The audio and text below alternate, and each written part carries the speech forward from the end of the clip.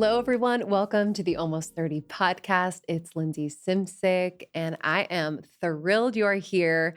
I wanted to introduce a conversation that I had with the Terri Cole on the podcast today. But before we jump into what we talked about, which I know you will find so much value in, I just wanted to welcome you. Anyone new here? Just found the pod, welcome. We are the Almost 30 podcast. Krista and I started this podcast, oh man, back in 2016 when we were really in the thick of this transition from our 20s to our 30s, thinking we should know a lot more than we did. Our relationships were being turned upside down, what we thought our purpose was, where we thought we should be, who we should be with. It was a mess, to be completely honest. And we just started having honest conversations and eventually interviews to help support us through this transition. And we just realized that it kind of primed us for any season of change. So you don't have to be almost 30 to listen to this. You can be any age because we know that the constant is change and we're here to support you through it. We actually wrote a book on this beautiful season of your life. It's called Almost 30. It is coming out in the new year, June 2025. So stay tuned for that. We'll be talking a lot about it over the next 6 months or so. But in the meantime, you can check us out on Instagram at Almost 30 Podcast, on TikTok, Almost 30 Podcast, and go to almost30.com, baby. All right. So my conversation with Terri Cole, man, oh man. I mean, she's been on the pod a couple times before. She is the author of Boundary Boss, and her new book is Too Much. It is called Too Much, A Guide to Breaking the Cycle of High-Functioning Codependency. Raise your hand. Any high-functioning codependents? This was my reality for so long, and I candidly still have moments of feeling and acting codependent. But I'm so thankful for the awareness. I'm so thankful for my years in therapy to just really dig into this part of me, the why behind it, have a lot of love and compassion for this part of me. But Terri is just the GOAT when it comes to supporting you through these just self-realizations, how to become I would say a bit more regulated, a bit more, I wouldn't say like independent. It is the ability to be in relationship where you can be in your own experience, have authentic connection, have empathy, have compassion, but not get so swept up in the experience and emotions of other people or abandon yourself or your needs on a constant in every way all the time, i.e. just help you to be in a healthy relationship with yourself and others. So I'm so excited for you to listen to this conversation. In it, we talk about what is codependency. We just break that down out the gate. And we talk about its origins. You know, why are some people more codependent than others? And really, what's the difference between being a caring person? I labeled myself for a long time as I'm just very caring and thoughtful and I like to help. What's the difference between, truly that and being codependent, and where do the lines blur and how can we get really real and honest about that? We also talk about narcissists and how codependents oftentimes attract narcissists, and just uh, how to read red flags when it comes to narcissism. We also talk about the process and the practice of becoming more emotionally resilient, how to create amazing boundaries. We talk about real self-care, and so much more. This conversation is so good. You will absolutely love Terri Cole, and her new book is Too Much, A Guide to Breaking the Cycle of High-Functioning Codependency. Get the book now. It is phenomenal, phenomenal, phenomenal. And if you are high functioning codependent, I see you, and change is possible. So share this episode with a friend if you loved it. And it's a great conversation starter. I always love to send episodes to people in my life that I love, that I want to just go deeper with. So I think this is a big one. All right, y'all, enjoy this one, and I will see you on the other side. A morning routine. I just appreciate it so much because when I don't have it, or I'm away or traveling, or just, just swept away by life, I notice the difference when I don't do my morning routine. One of my favorite parts of my morning routine is taking my AG1. This is like the healthiest thing I do all day. It also just kickstarts a lot of healthy habits, which I love. So in just 60 seconds, you can get your daily dose of vitamins, minerals, pre and probiotics, adaptogens, and more. That's why I've been drinking AG1 for, I think it's like 4 years now. It's kind of crazy. This is my daily self-care. Every morning I put 1 scoop of AG1 in a glass of water. It's ready for me in the morning on the counter so I don't miss it. And I just feel amazing. I have more energy. I do not crave coffee. It gives me an energy boost. It helps my digestion. It's the best. So it contains pre and probiotics and gut supporting ingredients. So digestion is going to be on point. It's going to reduce your bloating and keep you regular. In fact, in a research study, 80% of participants noticed less gas and bloating after 30 days of drinking AG1. Pretty phenomenal. So overall, I just feel so great when I'm on my AG1 kick, and I make sure to bring it with me on the road. I use their travel packs, which are great and convenient.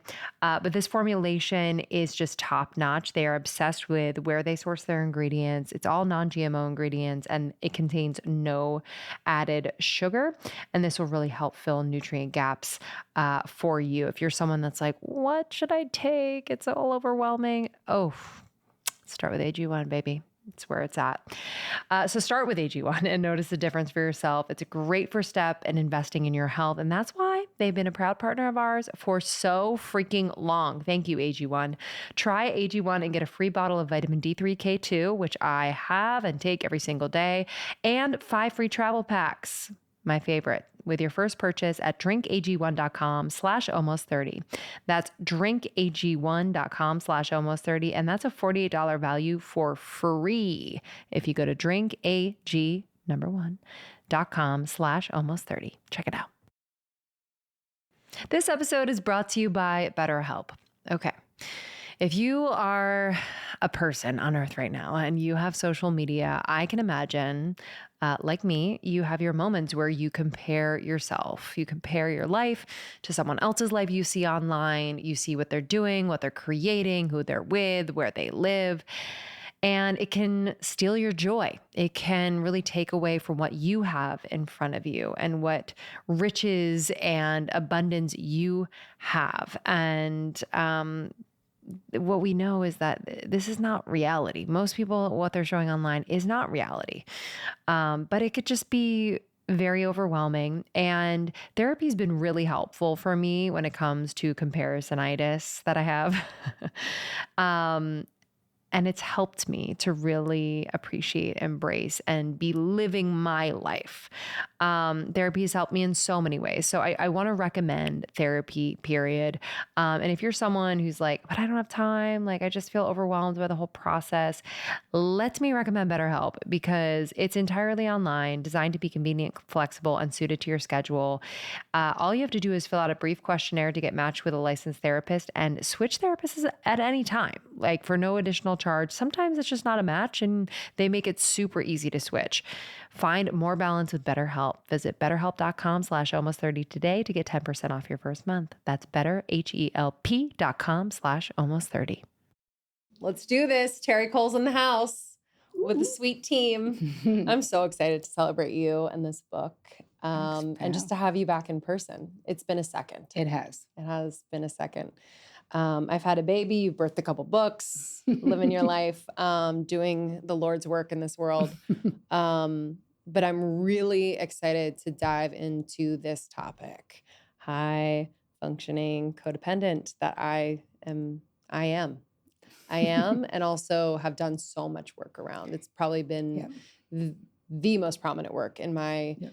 therapy sessions over the last 6 years. And I'm so thankful to be able to identify it, call it a name, Yep. have compassion for it, get to know it, and to bring it into my relationships and understand what's happening in certain dynamics. Yep. It's been actually very liberating rather than feeling like it's this heavy identity.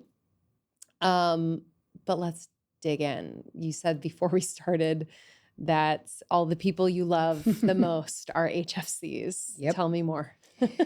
Well, I feel like, listen, birds of a feather flock together, and you teach what you most need to learn. So obviously, there's nothing that I write in this book and that I'm talking about that I haven't lived and that I don't fully understand. So I have a lot of compassion for women in particular who are suffering from being a high-functioning codependent and who really want to get into recovery, because that's what we can do. We're not getting cured.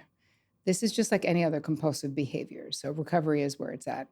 So maybe do you want to start with just talking about what is codependency? Yeah, what is codependency? Well, according to Terri, codependency is when you are overly invested in the feeling states, the outcomes, the circumstances, the situation, the finances, the careers, all the things of the people in your life to the detriment of your own internal peace. So it's not to say, right, all of us we're empaths, a lot of us are highly sensitive people, and we're lovers. Obviously, we are invested in the people we love being happy. But when you're an HFC, you're overly invested to the point of feeling responsible for that person's feelings, situations, relationships, circumstance, finances, careers, and all of that.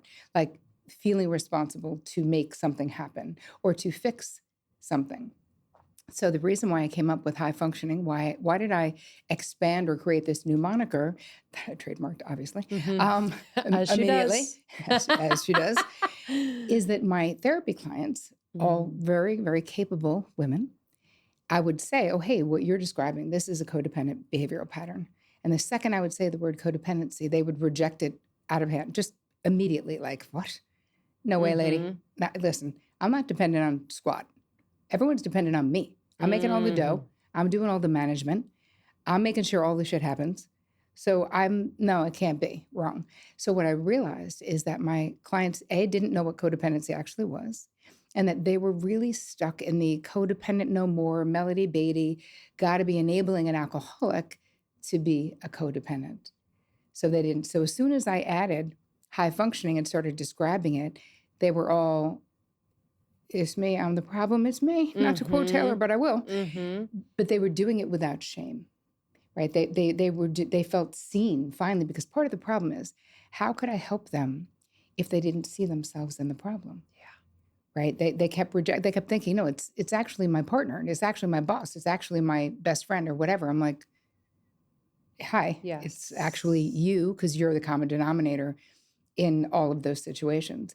Once I was able to create this new name, then I started seeing what are the other differences between, because with being a high functioning codependent, what I've noticed and what is true for me is that you're not just codependently attached to the people in your life. You can become codependently attached to the greater world. Like you can, I literally open the book with a story of me.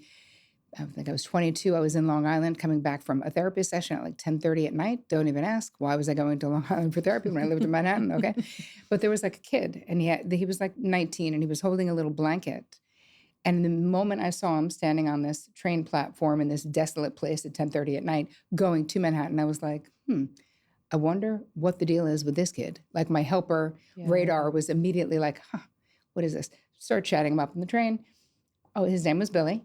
He was like, oh, I got hired to drive a car back to Indiana, and then they canceled it. I go, where are you going? He's like, I'm going to the station.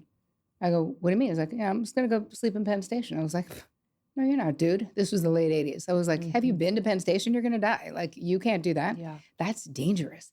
He goes, well, I don't know anyone in New York City. I was like, yeah, you do. You do know. You know me, buddy. Bring it. So brought Billy back. This is how I came to bring a perfect stranger back to my apartment. That was a studio that I shared with another woman. No way. Did not even call her because, it was the 80s, so it's not like anyone had a cell phone. I wasn't stopping. And she was also an HFC, so she fully agreed that I couldn't let Billy sleep in Penn Station or he would probably be dead right now. But even if those of you listening or watching, if you haven't gone to the extreme of that Billy story, but you got your own Billy stories, people, of people that you have felt in your life overly responsible for, Yes. getting sucked into taking responsibility, feeling like you have to give something up or twist yourself up in a pretzel for someone else. It's like we have this reaction to other people's pain. We just cannot stand it. And it's a compulsive reaction. So could be helpful. Do you want to talk about the traits of HFC, the behaviors? Tell me all the things. I want to talk about first the origins, Mm-hmm. because when I found, and I had a very similar moment in therapy as you have with your clients, where I was like, huh, no, I'm not. That is a dirty word, and I am not that. You Correct. know, and my therapist just kind of had to massage me into this idea. And then once I realized, I was like, oh my God, and understood the origins of it. Mm-hmm. I had a lot more compassion, both for myself, but also for the other players in the equation, Yeah. because I realized they too had some HFC tendencies as well. So can we talk about where this comes from? Sure. I mean, I hate to say we got to go back to the scene of the crime, which is family of origin and childhood, but we do, because that is where so much of this originates from. And it's not just your family of origin, because think about, even if you had no big T trauma in your childhood, let's just say you're the rare breed that didn't have trauma. You're raised in a society, a patriarchal society, that has very distinct ideas of how little girls and grown women should behave. Yes. So we should be compliant. Where's my happy girl? Turn the frown around. If you don't have Polite. anything nice to say, don't say anything at all. Nobody was like, how do you authentically feel? I'm interested. That was not part of it. Most of us were raised and praised for being self-abandoning codependents. Yes, I'm nodding my head off.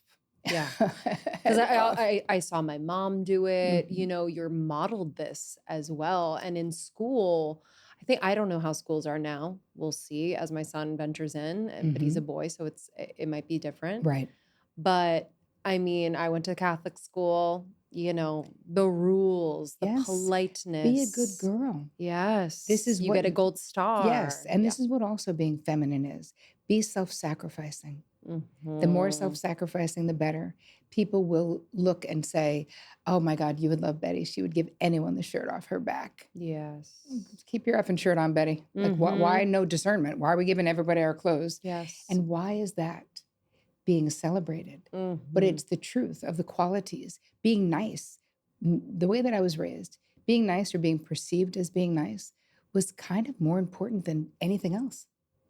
Yes. It wasn't even that you were actually being nice, because when we really think about it, saying yes when you want to say no, we know this from Boundary Boss, is not friggin' nice. It's misleading as hell. Yeah. We're giving people in our lives corrupted data about who we are and our preferences, our desires, our limits, and our deal breakers.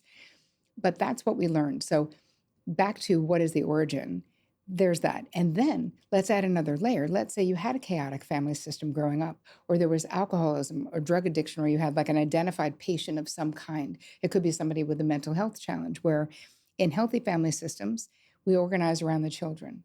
We don't obsess. I don't mean obsessively organize. I just mean the children's highest and best is what the system focuses on. Yes. When you're from a system either that is abusive or chaotic or has addiction, now the family system organizes around the identified patient or the identified perpetrator or the identified addict, and it's different. So you learn, focus on other people. You learn, make sure other people have what they need. That's how you stay safe. You learn, do not have needs. Do not have needs because you have adults who are either immature or incapable of fulfilling those needs. So you might be a little kid who was parentified. Parentification is like those are such seeds. What does that look like? It looks like doing things. There's two ways to be parentified. It can be emotional, where you have a parent who's inappropriately telling you shit that they shouldn't be talking to you about because you're 7 and they're 45 and they're talking to you about sex or about the finances. We don't have money to pay there's no protection for kids. Or it's actual. Yeah. Meaning physiological, where you could be a 7-year-old and you could be making dinner for younger siblings. You could be bathing younger kids. You could be alone. I just had a client tell me that, their parents, between when they got out of school to when their parents got home from work, They would go to a McDonald's and sit in the back, she and her younger sister, for 3 hours every day. Mm. Makes me wanna Like, cry. it's so sad. Yeah. And it's, first of all, hi, so not safe. Like, Yeah. how were you not abducted? Because I'm sure people saw that. But anyway, Yes. that's parentification, where you have some of this heavy weight on these little shoulders. And so part of what happens is we create this hypervigilance around responsibility. And a lot of times, the way that we avoid being a target is we get really good at things. We either become a super athlete, we become a super student, we become super helpful in the home. And so the doing of it all with HFC is like we are doers, right? We want to Yes. get something done. It's hard for us to sit in our feelings. That's obviously what I walk you through in the book, is how to do that and why we want to do that. But those are some of the origin stories of HFCs. Yes. Yes. I'm sure people are, yeah, really relating to just those moments in the home where you had to self-abandon in order to feel safe, in order to feel seen.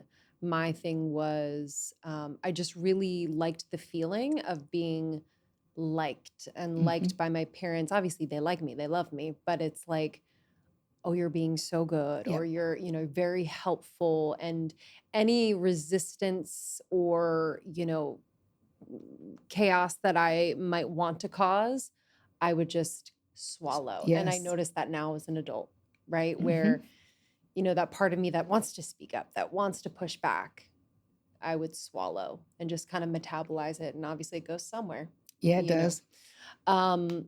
So why the focus on women?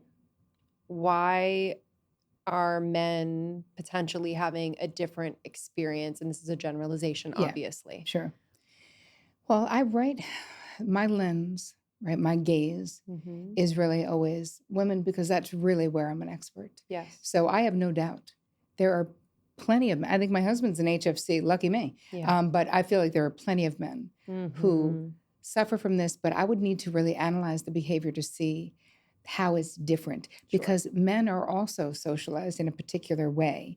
So there's a lot of pressure to be the provider, to be the protector, to do like there's so many other expectations for boys becoming men that also influence the way that they relate in their relationships. Yes. And so Yes. I certainly see that a lot of men, and right now I'm having a lot of men respond saying, I'm not a woman and I don't identify as one. And yet I'm very my identified experience. with this experience of trying to be everything for everyone. Mm-hmm.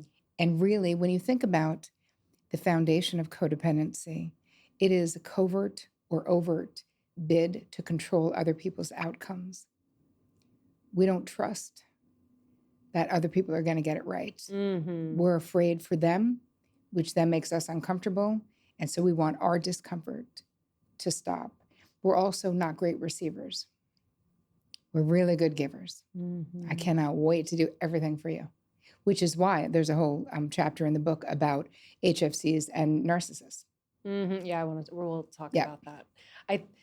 When I think of my experience of codependency, it is this, if I close my eyes, it's this visual of like this out, all the energy's going out. Yep.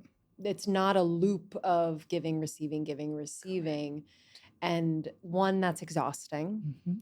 Two, over time, I've just, during that period in my life, especially in my 20s, I feel like it was just at its height. I feel like I was just walking away from myself. I couldn't really identify what are my needs? How Right. do I feel about this? Mm-hmm. It was usually about the people around me. You mentioned just this need to feel comfort with people who might be experiencing pain. So taking their pain away, so that you feel more comfortable with their pain. Can you walk us through what we can do in a healthy way when Sure. people in our life are in pain? Because I Yes. think that's such a real thing to want to relieve people. But I also have learned like we're not helping people necessarily in certain pain circumstances Agreed. to numb their pain. So the desire is there, and part of it is because we're loving people. right? So what can you do instead? Most HFCs are auto advice givers. Like we're so efficient, So annoying capable, sometimes. annoying, can be. But someone could not even be asking you, Linz, they could not even be Yeah. asking you. They could be coming. I could be talking to a friend in my 20s when I was out living in LA, and they'd be like, oh, I'm doing this. And then I'd be shouting, make sure you don't take the 405 because remember there's like, I can't even let you drive the way you'd fucking drive somewhere, right? Without inserting myself in there.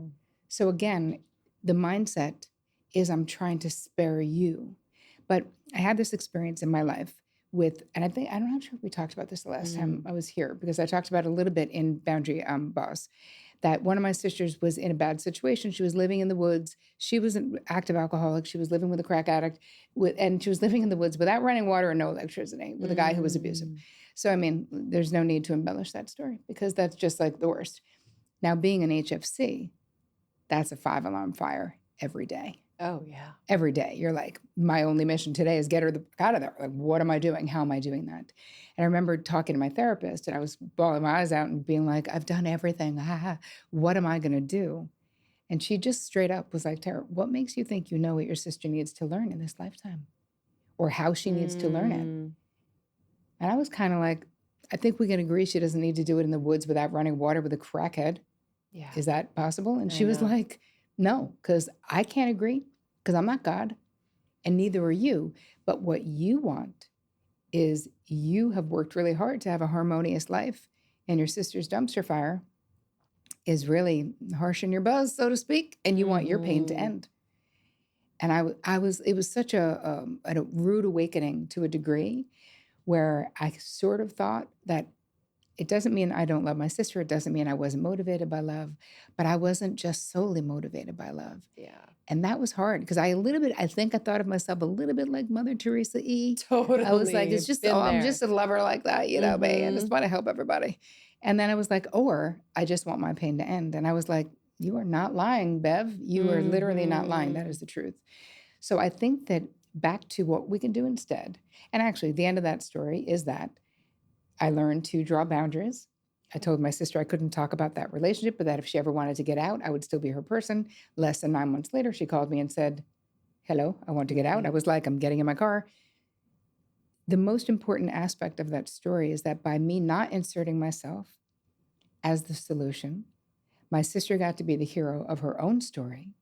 And then her sobriety could stick. And she went back to school and she could build the life for herself and not have her youngest sister saving her. Yeah. Right. Not great for the self-esteem. It also, my therapist really said something that struck me, which she said, Terri, I'm not telling you you shouldn't save your sister. I'm telling you, you can't. Right. It is literally an impossibility. And so I felt let off the hook in a way that I was like, oh my God.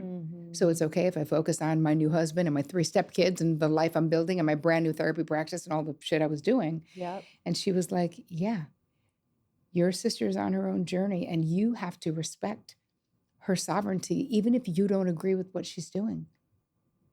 And I was like, wow. Yeah. So longest way around the barn. No, that story was very illustrative of that point. And I feel like a lot of people are going to take a sigh of relief. I did similarly in therapy where I was like, oh, I'm not responsible for fixing this. I'm not responsible for saving them. And it's not that I felt like it was my job. I guess I want to kind of dig in a little bit there because there is a part of me that feels like I know better and I can do it best. Yeah, of course, because that's the cape part. Okay. Right? We all have that, which is why we're not good receivers. Because it's not just that I don't want to burden you and I don't. I don't want to owe you and I definitely don't. But I also kind of think you're probably not going to do it right. Yeah, totally. It's a little bit of a control thing. What is that? Oh, very much of a control thing. Yeah. And to have a give and take in a relationship, because this is what we're leaning towards. When you get into recovery, you're creating much more mutuality in your relationships. You're not doing all the things. Because you know what? People don't love feeling like problems. Yes. People don't love being projects. Yes. It doesn't feel good. It's very dehumanizing. So if you're in a situation, you guys watching, listening, and you want to give advice, this is what I'm going to say. First of all, it's not that you're never going to tell your best friend what you think about something. That's not what we're saying. But it can't be the first stop on the bus, no matter who comes to you. Children, especially, the first thing you say is, okay, before we get into it at all, what do you think you should do? Yeah. And then just shut up. Because that puts the power back in their hands and or allows them to express where they're at. It's you really grasping. Yeah. You don't actually know Yeah. what they should do. Even Uh-huh. if you have good ideas, quote unquote, that people have a right to succeed and fail, right? To thrive and flail, to flail. But we don't want anybody flailing. We do not like that. Yeah. It's disruptive to our nervous system if you're an HFC. Yeah. So we really would like to not have any flailing. But that's not love. That's control. And love is our willingness to be in the trenches with the people we love while they're in pain without telling them what to do. Yeah. Yeah. What would you say to someone who is in a relationship and the codependency is just on fire and the other person is in a lot of, say, distress or stress, physical ailment, they're just kind of the list. Mm-hmm. And they really want to help them for good reason. Mm-hmm. Do you just stand by? Like, what does that support look like? Let's say it's husband, wife. Let's say it's a really intimate relationship. Because I can imagine a lot of people out there can find themselves in these relationships where they're like, yeah, but this person, I'm going to lose them if not, or they're going to hurt themselves, or there's kind of that desperation. What do you do? Well, let's first establish the over and under functioning dynamic in relationships, because this is very codependent. So if you are doing way more than your share of all the work for other people, right? This is one of the telltale signs of codependency. So I also know that HFCs can attract and or create underfunctioning. I used to say, like, as a joke, like I could take any perfectly capable boyfriend in my 20s and turn him into an underfunctioner in 2 weeks or less. Yeah, same. Just saying. I know. I'll do your laundry. Yeah, I got it. I got it. Yeah. Just, we can't stop getting it. And as Janie Cole, my mother, would tell you, if you don't receive, if you don't say yes, if you're constantly rejecting offers, the offers will dry up. And then you teach everyone that you're going to do everything. And then time goes by and you're pissed. There's no way that you're not going to end up kind of bitter. So let's go back to this scenario. If you have someone who is legitimately unwell, you have someone who is physically sick, you have to decide, what is your bandwidth? Let's brainstorm. Do we need to bring in a professional person? Do we have the resources to do that? Like, I think most of the time when we're really talking about caregiving, because the person is unwell, that's different. Yes, there can be so much codependent behaviors in there, but it's sort of different than what we're talking about here. I guess my example was more so someone who doesn't want to help themselves. Yes, well, then you need to get it together. Yeah. You yourself need to go understand that the more you help them not experience the consequences of their actions, the longer you are taking, the time elongates as to when they're going to actually get help. So you think you're doing it, but that's what enabling is. When we talk about enabling an addict, when you give them money, well, how can I not? I can't let them be evicted. The person's 38. You actually can. And maybe that's what it's going to take. Like, I don't know again, I'm not God. As Bev said, I'm not God. Neither am I, and neither are you. But you do that for yourself. And what ends up happening when we overfunction for people is that the person is coming to you and saying, hey, I think I'm a loser. And by you bailing them out over and over again, you're like, oh, me too. I also think that. Yeah. I don't think you can do it. And what we're really doing, and this was so painful for me to get in the beginning of my late 20s, early 30s of getting into recovery from this, is understanding that I was really centering myself. Yeah. Ugh, 100. so I know. yucky. It was like a hard thing for me to realize. right?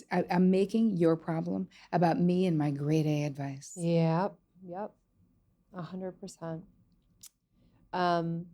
You mentioned earlier Mm-hmm. that HFCs tend to attract narcissists. Can. Mm-hmm. Yes. Why is that? And what plays out in that dynamic that is just like a perfect equation for HFCs? It is. It's literally it's the perfect, like a match made in heaven until all hell breaks loose, because it will, for sure. You look at a narcissist and they're like, hey, this is all about me. Mm-hmm. You look at an HFC and they're like, hey, this is all about you. Yeah. It's perfect. You want it to be all about you, and now I want it to be all about you, meaning I want you to be happy. And the way that a narcissist can just dial into an HFC's need to be special, to be right, because you have the love bombing phase of a narcissistic union where they're like, everything is amazing. You're the most special because no one else has ever understood me before. They do all of this future pacing where it's like, do you want to go to a wedding with me in 2028? You know what I mean? You're like, oh my God, we're totally going to be together. It's amazing. Yeah. And there's real stuff, gifts. Sex is amazing. I mean, think about narcissists. Many of them are extremely charming. They have the gift of gab. They know exactly what to say. They know exactly what you want to hear. And so that specialness for the person, the HFC who gets involved, it's almost like they're chasing the high of those early days, which once you've, they may come back for moments if they want to manipulate you into something else. But the truth is that pink cloud of the beginning of that relationship is never going to return. Yeah. And you'll end up in this cycle of trying to, because a lot of times with HFCs, we are people pleasers. Mm-hmm. We are, but because we're strong, we may not identify. Because we're capable, we may not identify.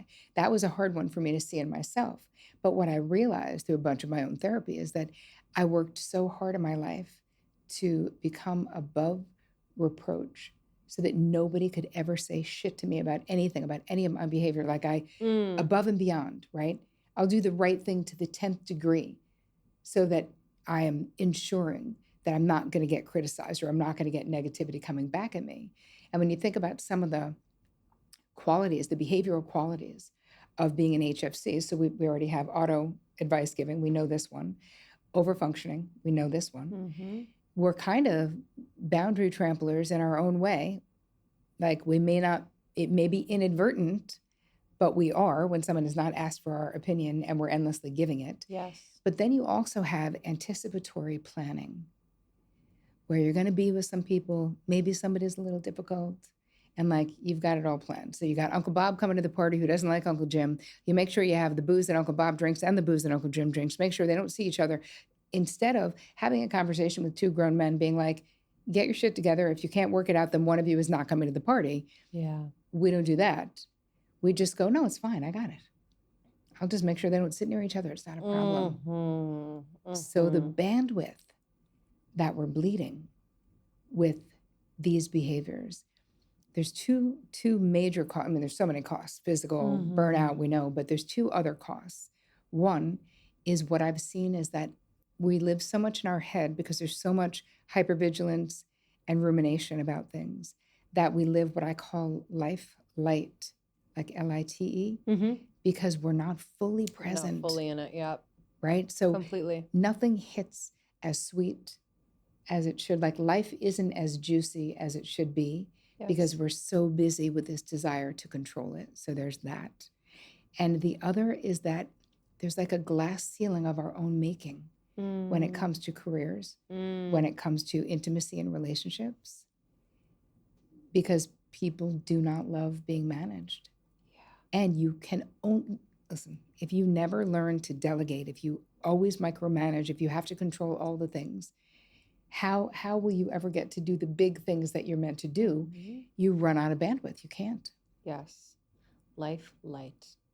That just struck so many chords. When I purposely don't do like gatherings for my birthday because it's too much for me. I will try to manage everyone's experience. Oh, they haven't met yet. Then I feel like their dynamic might not be, like just a whole thing. Maybe I should bring it back for next birthday and really just And just put it step back. down. My husband is the goat with this. He will bring people together who have never met before, and he loves to just be like, let's see what happens. And it really teaches me the power of, one, it's not my responsibility. Mm-hmm. Allow the beautiful orchestration that God has in store to just like bring people together or have a little tension or, all that. And also have it not be a reflection on me. I think that's one of the big things as of late, where I realized I have been so obsessed with like how I'm perceived in situations. It's such a good example of like how that would not be fun for you. I was just in Nashville and I was on Caroline Hobby's her pod, and she was like, Terri, I'm such an HFC. I didn't have a fucking wedding. She's like, I eloped to avoid. She's like, because I knew close. I would be obsessed with everyone else's experience, and I couldn't. The thought of it made me want to just jump off a bridge. Yeah. She's like, we just eloped. And she's like, not because I thought eloping was romantic. I eloped because I'm an HFC. Yes. And I was like, wow. That was like my first big practice with that was my wedding. So much surrender, so much just hands off and realize. And it was also the proving of when I do this and I just allow things to happen, people to be together, things not to be perfect, like allow interesting dynamics to kind of, everything was okay. Yeah. And I was able to be present. Right. Which is good because hopefully you're just doing it once. Yeah. Like it's a good day to remember. 100%. Yeah. Do you see HFCs nurturing and giving birth to other HFCs? Kind of like, do you see the trickle down effect in that way, or is it showing up differently? I do. I mean, in respect to generationally. Yes. Yeah. It's exactly what you said. We see it with the adults in our life. What did we see? What did we learn? The culture, the country, and even your place in the family system. All of those things influence your HFC blueprint, which is your relational blueprint, right? We learn like, oh, this is how you're supposed to be in relationships. I learned this was the way to be a good sister. Yeah. I didn't know that stepping back was being a good sister. I didn't know that loving from afar sometimes was being a good sister. I didn't even know I could. Right. So when I learned it, I was like, oh my God. And then of course I also realized that, oh, my sister isn't the only person I relate to this way. I relate to fucking everybody this way, like a lot of people. But you brought up something that was really important. You said you surrendered. And the last chapter in the book is called Surrender because there is something that when I was younger, I would have thought of the word surrender to be like, never surrender, right? The way that my mind was, it would be like giving up. I would never give up on people, even, trust me, I stayed in relationships long after their expiration date was passed. But there's something really beautiful about reclaiming our state of surrender, about the magic of that, allowing other people to add value to your life. Let people love us. Yes. By not needing shit to be perfect, but also saying yes. We're so conditioned. If you're an HFC, your nature is to just go, I got it, and to say no, and to be uncomfortable when someone wants to give. And this is what I walk you through in the book, is how we can learn to be really good receivers, because the cost to you is so immense, but also the cost to your relationships. Yes. You end up feeling, 20 years in, you're like, nobody fucking knows me. That is an existential crisis. And I've seen it over and over again in my therapy room. And it is like the relationships remain light, LITE. Yes. It's very, I experienced that for so long. And I'm now learning that newly as a mom, because I'm like, I got it. Because I know how to do it best. Yep. And then I'm like, my husband's like, but they want to help. Why don't you let them help? And I'm like,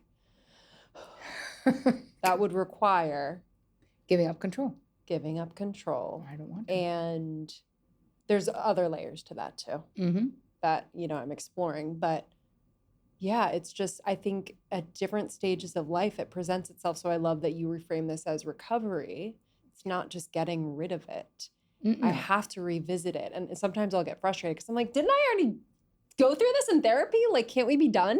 Totally. But it's just, no. It is something that I'm constantly just looking at and loving and just, Mm-hmm. yeah, being with. I had friends come over the other night and they are a couple and the wife is pregnant and I gave her the biggest box of Element. And she was so excited. She had just run out of hers and I was like, "Oh wait, you know about Element?" She's like, "Oh yeah, like it has just kept me feeling so good during this pregnancy and I've always passed my hydration test when I go to the doctor." And I was like, "Yeah, me too." Um Element is an electrolyte powder that I have been drinking religiously every single day for years now, and I have been hydrated ever since. I don't know if you know this, but you can't just drink regular water. If you're drinking filtered water, it strips it of the proper minerals. It also takes out the bad stuff, but you're missing the minerals that you need to be properly hydrated. Electrolytes help every system of the body run at its best ability. And so if you are not getting them, you might be experiencing body aches, muscle cramps, fatigue, sleepiness, headaches. And so this is a great way to get your electrolytes. So it's a just really tasty powder that you blend into water. It's very simple.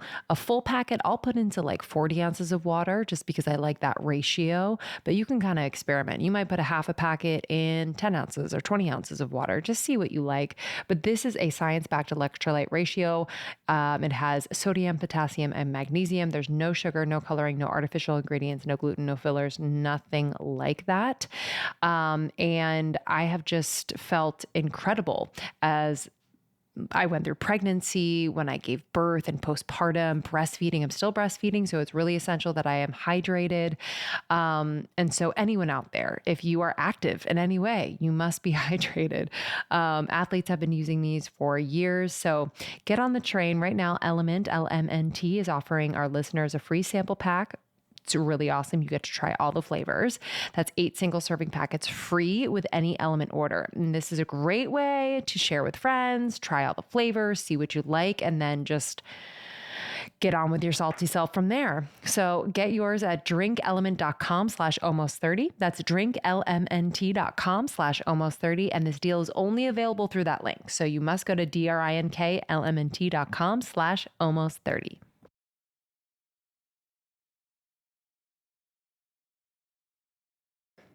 Okay, what kind of night is it, ladies? Is it a single, a double, or a triple? Do you remember those nights? I am so not in those nights anymore of having like a double vodka soda. Instead, I am actually microdosing THC gummies, babies. I love the brand Soul. They just are so dedicated to the quality of their ingredients, where they are sourcing their THC and hemp. And I'm just obsessed. So I wanted to recommend this. I know a lot of you out there are just getting sober curious around alcohol. But these come in different dosages. So a single, double, or triple dosage, 1.5 milligrams, 3 milligrams, and 6 milligrams. These out of office gummies are so good and the flavors are delish. So sometimes if I'm having a girls' night, we're going out, I take a little 1.5. I'm a lightweight, so I take my 1.5. So try them. They're phenomenal. All of Soul's CBD products are just the best. They were recently on the podcast, founders Angie and Mike Lee, and their story is just so fascinating, so relatable, and it really just, I think, fortified for me like why I love this brand so much, because you feel just their passion behind these products. But I don't know if you know this, you could buy THC products online like this. Like, it is possible. And did you know that you can now buy hemp-derived THC products in all 50 states? So good to know before you invest in some me time, some gummy time. These are phenomenal. They're the out-of-office gummies. Again, they are the best for anyone just wanting to relax, maybe watch your favorite show. Maybe you want to like go through your email inbox and just feel a little bit more, peaceful about it. I've done this. Maybe you want to go out with your girls. give it a try. So give Soul a try. Head to getsoul.com and use the code almost30 for 30% off your order. That's pretty freaking amazing. That's 30% off your order using the code almost30. Okay, one last time. GetSOUL.com. Code is almost30 for 30% off. So I want to talk about one of the things you mentioned earlier was just being able to like feel our emotions, because so much of our actions as HFCs are results of not feeling. Would you say that's right? Yeah. And Well, no, not we are immediately reacting to a feeling we don't like to change that feeling. Thank you. Yep. Mm-hmm. Yes. So how can we begin to like in a healthy way feel? So good. So in the book, I walk you through the process of emotional self-regulation. That happens only after we become really intimate with our own feelings. And I feel like so much of the time, a lot of times with HFCs, we can be hyper positive. We can be like the silver lining detective, annoying friend who's like, but at least it's not that, or could have been worse, or everything happens for a reason. You're like, oh my God, stop saying that. That is so invalidating. Completely. Which is certainly not what we're trying to do. So for us, we have to tolerate the way other people's feelings inspire us to feel. Before I became a psychotherapist, because I didn't always do this, if someone would have talked about inner child work, I would have been like, okay, like, no, just come on with that hooey. And then I became a therapist and I was like, wow, probably the most important work we're ever going to do right now is inner child work. Yeah. That everybody needs it. And at different phases of our development, we've had these injuries that stick with us. So we walk through the process in the book of figuring out, like, why is it hard for me to tolerate when someone is crying, let's say? Why do I want to immediately stop them from having that experience? Then you can think back, and I give you, journal prompts. And the book is a book that you read, and you read it in order. But it's always, there's these things in every chapter called Back to You, where immediately I teach you something, and then I go back to you. So now I want you to think about your life. Where did this happen for you? Because really, the most productive thing for busy people to do is to be able to apply what they're learning in real time, quickly. Like theoretically, who the hell cares? What we really want is, I want something that will help me make my relationships better. Yes. Lessen my suffering, make me less exhausted, make me feel more satisfied in life, more peaceful. Because really, peace is the ultimate of what I think most HFCs want. We want inner peace, but we also want peace in our environment. That's really what we're seeking. And yet, when I would say to therapy clients who are HFCs sort of in the beginning of recovery, I would say, what do you want? And it's like, they just want everything to be okay. I'm like, okay, but we need to be more specific about you, what you want, right? It can't just be, I don't want there to be any conflict, right? But a lot of us live our lives like that's the highest thing that we can go for. So I do think that bringing up the becoming fluent in your own emotions, knowing yourself, and creating the expansion to do that is a huge part of getting into recovery from being a high-functioning codependent. Yes, 100%. Because for so long, we abandon, so it's this disconnect from that completely. Yeah. Also, I feel like the expanding the capacity to experience discomfort has been really important for me. Because to your point of just wanting things to be okay as like a hallmark of an HFC experience, like I didn't realize my kind of low capacity for a while for discomfort in relational dynamics, physical discomfort.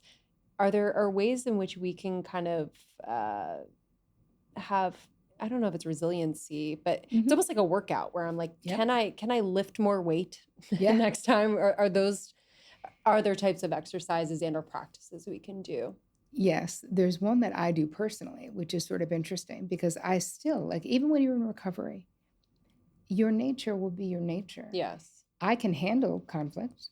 I can manage the way I feel in it, not a problem. I can handle your anger and my anger. It's okay, we're all fine.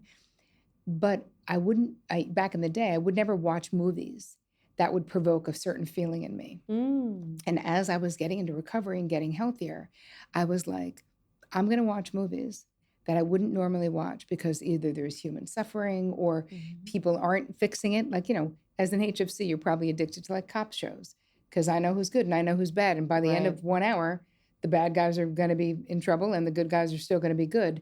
It's like this simplistic way of sort of looking and wanting the world to be. So I think one thing is watch things you wouldn't normally watch and allow yourself, like really become radically curious about what makes you uncomfortable and write about it. So that's one thing.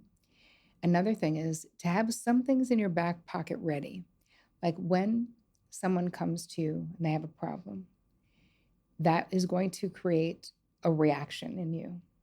But you're going to work to not react. You're going to work to respond. So instead of reacting, you're going to have a few phrases that you say instead of what you would used to say. Okay. So one of them is going to be, okay, well, let's start with what you think you should do. Right? So we're going to learn to ask expansive questions. Now, and it's funny, my HFCs are like, oh, I should let them fix their own problem. I'm like, dude, you're not letting them. They're actually sovereign beings. They are sovereign. Hello. Hello. But that's the feeling. I'm like, whatever. However we need to frame it. Yeah. Yes, you're letting them But figure that's an out. interesting little. Yes. Well, it's funny. Mel Robbins has this thing that she talks about when you want to control other people. They're going to do something that you don't like. Then in your mind, you just say, let them. Which is ironic, right? Because we're not letting or not letting. But what that does for your central nervous system is there's like a relief when you go, oh, yeah, just I'm putting it down because it's not mine. So that's something that I think can be helpful too, where instead of reacting, you can go, let them, getting so clear that it's not your side of the street. I know. That people are not all like you, and that your opinion, if your friend has a new house, even though it's not your style of house, you don't have to say that. You don't have to say, even when you're telling your sister, oh, her house is beautiful. I mean, I would never live there, but we're not talking about you. Right? There's this that's so interesting. Right, but to yum yuck. Right, there's a tendency, and this is a control thing too. I write about this in the book, where all day long we're yumming and yucking it up.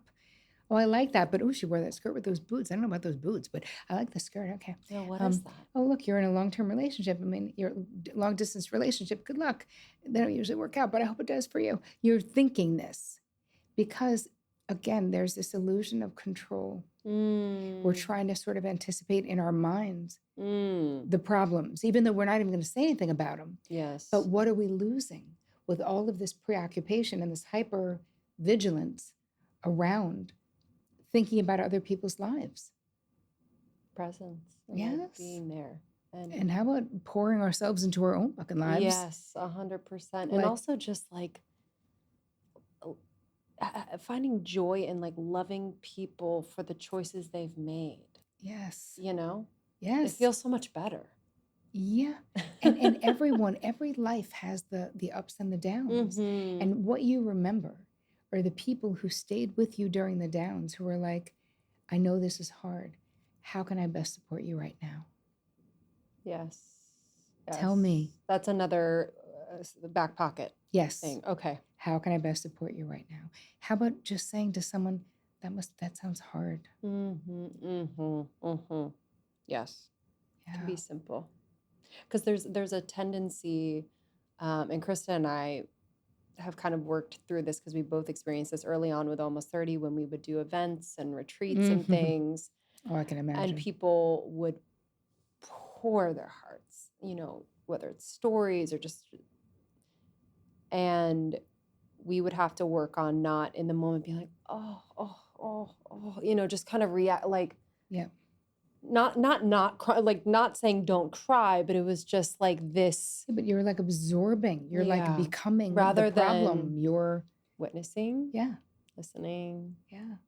And when we hear this phrase all the time, holding space, and I always feel like nobody even knows what it means. I know. To me, what it means, holding space means I will be in the foxhole with you, even if it's a shit show, and I won't boss you around.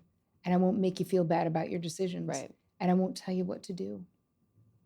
I will ask you how I can help, or I will just sit with you. Like, that's love. I will Yeah. bear witness with compassion Yes. to where you are right now, not where I wish you were. Yes. And also trusting that the other person will ask for help, advice, guide, whatever you kind of have this inkling to give. And if they don't, that's kind of their path too. Absolutely. But that's why, but if you feel compelled, and you do if you're an HFC, I always say, just tell me how I can best support you. Yes, And a I lot love of that. times my friends will say now, or Vic will say, there's really nothing you can do right now. And I have to just accept that. Yes. But I always say, if someone says, how can I best support you? I always say, it matters to me that you know I'm in pain. Like, a compassionate ear matters to me. So thank you. Yeah. Because really, we all just want to be seen, heard, and known, not fixed. Yeah. What has been your recent moments in your personal life where your HFC has come to play Just that you're willing recently, to share? just recently, I was in LA doing a bunch of media for the book. And my dog, our dog, Charlie girl, had something wrong with her paw. And so I was just desperately trying to micromanage the shit out of my husband, who, keep in mind, was widowed with a 5, 3, and a 9-month-old and raised kids alone for 12 years till I got there. I think he's okay with the dog. Wow. So I was literally like, did you remember to give her medicine? And did you clean it in the Epsom salt? And like, just all the annoying things that he knows to do. And he was like, hey, babe, I got it. I was like, okay. Yes. Sorry. Like, he wasn't even mad. He was just I know. He knows. I he got knows. it. Yeah. Please. I was like, I'm sorry, I'm micromanaging from before. He's like, but babe, it's unnecessary. I got it. I really do. I'm doing all the things. I was like, I know, I'm sorry. Yeah. So you don't, being in recovery doesn't mean you never do it. It just means you don't do it as much, and that you really realize what the loss is. When I allow Vic to step up, which of course I do all the time now, we've been together 27 years. And in fact, tomorrow is our 25th wedding anniversary. Wow, congrats. Wow, thanks. It's a big deal. It's like, I know he's capable, and all of the benefits for me of being truly known, truly loved, truly seen. I would never have been able to do that if I hadn't gotten into recovery when I did, because he and I got married when I was 35. You know what I mean? So I was already really working on this before. Sure. Yeah, and the being loved for who you really are has been one of the greatest gifts, I think. Not for the perfect, because HFC's perfectionists. Oh, there definitely can be, Can for be. sure, because we don't think anyone will do it as good as us, though. So keep in mind that I we're know. very capable. Yes. We're a capable crew. I mean, the irony with HFC and high functioning codependency is that the more capable you are, the less codependency looks like codependency, but it's still codependency. It's so sneaky. It's tricky. And it can be a little confusing, and like there can be a part of me that's like, yeah, but I'm like this because, or like, kind of, I guess, what do you say to your clients who tend to blame, for lack of a better word, kind of the origins of this and kind of stick to that? Because I think I went through that for a little bit, where I was like, I'm like this because my parents this, Yes, whatever. I think that's normal, though. I think that when we are on an evolutionary path, we really do need to identify why we are this way. And most of us are this way because of the adults who raised us. Come on. And the society. So I don't think there's anything wrong with an acknowledgement of that, because that's what the child within needs. And we don't want to stay there. Right. Because it isn't helpful. The only thing we can control is ourselves, our thoughts, our deeds, our actions. That's it. So us holding on to forever and ever, well, I am this way, but it's not my fault. You're right. Yeah. We're all in agreement on that. The question is, how do you want to be? How do you want to relate? How do you want to feel, most importantly? And then let's make those changes so that you can feel the way that you want to feel in this life. Yeah. Last question. In your relationships, when do you bring the other person in on this part of you that you've discovered or now are aware of, this codependent part of you? When do you bring them in, if you bring them in? And if they're playing a role, do you kind of, I mean, don't say that? if they're playing a role. They're definitely, it's 50 me Yeah. and 50 you, no matter what the Yeah. 50-50 looks like, right? Yeah. It can only be that. Okay. It depends on how good your communication is in the relationship. I love telling on myself, me personally, saying I'm working on this in therapy, and I notice that I'm always making suggestions to you, and I'm really going to try to stop. So, Love that. would you lovingly nudge me if I'm being bossy or whatever? Like with Vic, we do it kind of funny, but I would give him permission to say, "Babe, I got it." Like to point out, because these were behaviors I was really committed to stopping because they were not good. Like Yes. you want to talk about the opposite of an aphrodisiac? Oh my God, I know. Controlling the shit out of Holy your moly. relationship is that. And Yes. HFCs have a tendency to have a limited amount of satisfaction. Like we get it done. Oh, don't worry. Everyone's getting it done. So my clients would be like checking the box. Everyone feels satisfied at the end of this experience. But there was no vulnerability because of the fear. So I'm like, getting it done is not the same as like actually having a mind-blowing, sensual, sexual experience, because that Yes. requires vulnerability that unless you really work on it as an HFC, you're probably not going to be comfortable with. And you're probably going to be very focused on your partner's pleasure. And a lot of my clients who are HFCs never had orgasms. They were like, I don't even care. I'm just fucking checking the box. It's Wednesday, we have sex. Great. I'm like, wow, not great. Wow. Yeah. Yeah. Actually, part B to that question. Yeah, I think on the sex piece, that's really important. Sex and satisfaction. Mhm. I didn't think about that. I know it's the control, Mhm. but is there a fear of experiencing satisfaction? Is that kind of a unknown territory or feels a little out of control? It's fear. The way that I experienced it myself when I was first with Vic Yeah. was that he wanted to do all these nice things for me, some of them sexual, but Mhm. just picking me up, like driving from Jersey to pick me up in the city and drive Sure. back. And I would be like, that doesn't even make sense. I could just take a train, right? Like I was constantly blocking him Mm. from doing nice things. And my mother pointed it out and she was like, why are you not letting this guy come scoop you up, as he says, when he wants to do it for you? And I was like, I don't know. It just doesn't make sense.